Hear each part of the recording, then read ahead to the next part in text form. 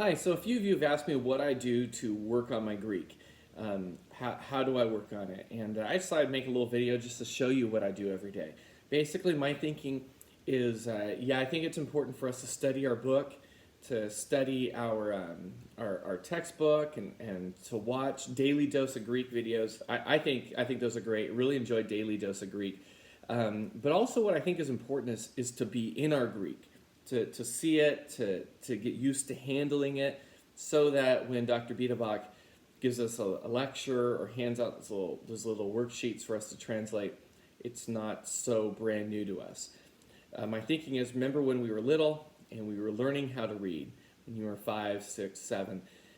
How did you learn to read? Well, you learned sounds, you learned how to pronounce words, you learned phonics, but you also read. You probably read books. I know as a kid I would read Dr. Seuss books, Hop on Pop, Cat in the Hat. I would read these books a lot and just familiarize yourself with the words and pronounce them. And so when you were reading them, it wasn't so brand new. So that's kind of my mentality with the Greek. So what I do is, and let me just say this: I'm not great at this. I'm really slow at my Greek, and in fact, I don't read very much. But I've kind of changed the way I spend my time in the Word every day, as far as my own personal devotional time. I spend time just in the Greek. So typically, my strategy is I really like John. First John's great. That's what we're reading for assignments, because John's easy. He uses great vocabulary. It fits in with everything we've been learning. He repeats words a lot. He's pretty easy. So I've spent a lot of time in First John. Before coronavirus 2020 hit, I was preaching through James. And so what I would do is I would read through a number of verses every day. And actually, I'll just show you. I'll show you. So this is a journal that I have. It's just a journal. It's in fact, it's really cheesy. I got it from a White Elephant Gift Exchange. It says grateful, thankful, and blessed. I promise you I didn't get it because it said that. I got it just because it's got papers. It's nice thick paper. So what I do is I write the date of where I'm at. So write the date. So for example, a couple days ago, March 16th, 17th, 18th. Oh, this is a different page. But what I do is I write down the verse. So here it says James 19 through 26.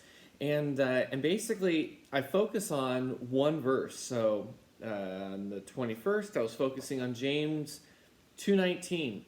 And I try and memorize the verse. I try and memorize one verse a day. Now, I'll be honest, I'm not memorizing it like I would in English. I really just kind of focus on one verse. But I write it down enough times to where I can write it without thinking about it. For example, today I was in James 2:21, where it says, Abraham, our father, was he not made righteous by works or from works when he offered Isaac, his son, upon the altar?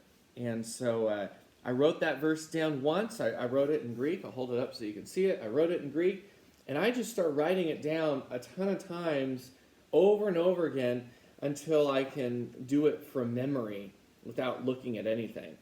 And I'm sounding it out as I'm doing it. So, Abraham, pater, emon, uk ex ergon, edikai othe, anegathas. Maybe I should have picked an easier one to pronounce. But I'm trying to sound it out. Let me make that my big point. I'm trying to sound it out. I'm trying to get familiar with it as I write it. And as I'm saying it and writing it out, I become a little bit more familiar with it. And it doesn't sound so foreign on my lips. And I'm writing them every day. So that's what I do. Now here's the interesting thing. I'll go back to my journal. So I focus on a single verse. So March 16th, I was focusing on James 2:15. But I read verses 2:15 to 20. That was my big point. That was just 5 verses. That's all I looked at was 2:15 to 20. but I was focusing on 2:15. The next day, I looked at chapter 2, verses 16 to 21. Now, you might be thinking, but Luke, you've already read, 16 to 20, and you're right. But what I'm doing is I'm trying to familiarize myself with the text. I'm reading it over and over again. And over a period of time, you'll see on the 16th, I read verses 16 to 21. On the 18th, there we go. I read 17 to 22. On the 19th, I read 18 to 24. I skipped the 20th. So on the 21st, I read 19 to 26. But what's happening is I'm familiarizing myself with the vocabulary. So maybe the first time I read James 2:20, there's a word that I don't know, and I look up that word. And when there's a word that I don't know, I write down that word. So, for example, this is funny. James 2:16. James 2:16 says in the Greek, it says, "O foolish man," and but I didn't know what omega with we had a little, I forget. Sorry if someone's watching this who grades us.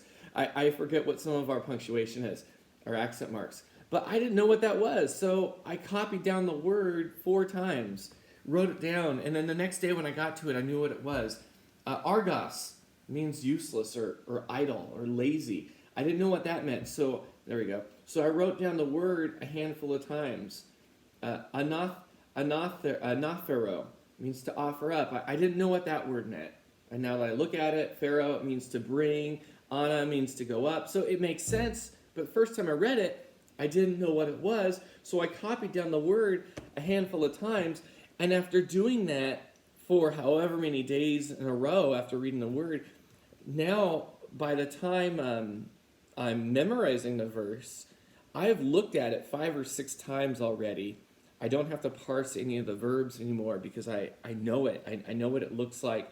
I'm getting more familiar with it. And basically this is what I do. I use a real Bible when I'm reading in the morning.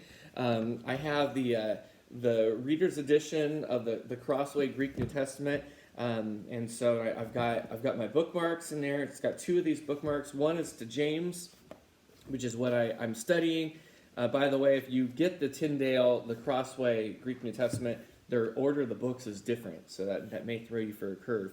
But I've got a bookmark to write where I am, and so I read it. The Tyndale Reader's Bible, it's got words that are they're used, I think, less than 20 times, parsed out and translated in the bottom of the page. I try not to use those. My thinking is if I have to glance down there, I don't know the word. So then if I look down there, then I write down the word inside the journal. And I spend all my time here. After I read my 5 verses, and it usually takes me, I don't know, maybe 20 minutes, I also flip over to 1 John, and I spend some time in 1 John. I'm reading John.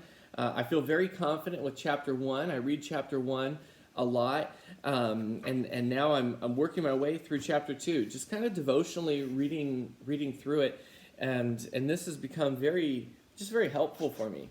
Another thing that I just picked up yesterday, it came in the mail from Amazon. If you've ordered anything from Amazon, you know it takes forever for anything to get to you right now because of how they prioritize things. I got this. It's called a Graded Reader of Biblical Greek. It's part of Bill Mounce's stuff. This looks really interesting, and it starts off with a bang. The opening, it says it's an introduction. He talks about phrasing, similar to diagramming that we do at school. So he talks a little bit about that. But what makes this kind of fun is the idea is to get us into the Greek, but then to start thinking analytically about it, start looking at the grammar, start asking ourselves why they do certain things. So it starts off with a bunch of stuff from 1 John, which is where we are. It has all of 1 John 1, and it has parts of 1 John 2 into 3. So it gives you, you'll notice if you can see this, let's see if I can zoom in for you. Zoom in, there we go. 1 second. Okay, so it gives lots of space for reading the text and or writing in there. I'm not going to write in it just because I don't know, it feels bad. So what I have is I've got a separate journal, but underneath it, it'll ask questions, kind of discussion type questions about the text. So, for example, the first question points out that the main verb isn't thrown in until verse 3, and he talks about some word choice. That was kind of a hard question, but a nice one was, you'll see at the bottom of the page, it says, Ethea Sametha, what is the difference and nuance between ora, orao, and theaomai? Is the difference is a difference intended here? And then he has a reference, but that's true. What's the difference when we look at the Greek? Why does it begin by saying, or why does John begin by saying that he's that which was from the beginning, that we have heard, that we have seen with our own eyes, and that we have beheld? Notice that we've got two words that are very similar, seeing and beholding. Why does he use those different words? So then I just pull out I'll open it up here, a separate journal, and I kind of just answered it and tried to work through it. And what that does is it gets me thinking through the text. It gets me thinking through kind of devotionally and getting beyond just trying to stumble through the words, but trying to spend some time in devotion. So anyway, that's what I do. It's nothing magical. I honestly don't use any of the parsing apps very much. They make me feel like a huge failure. I don't even spend too much time with flashcards. I just open up God's Word and I read. Actually, I crawl through it. That's really how I describe it. And whenever I see something that's brand new, I write it down, and I do it a lot. Try and spend time devotionally in it. And I found it encouraging. So anyway, that's my advice.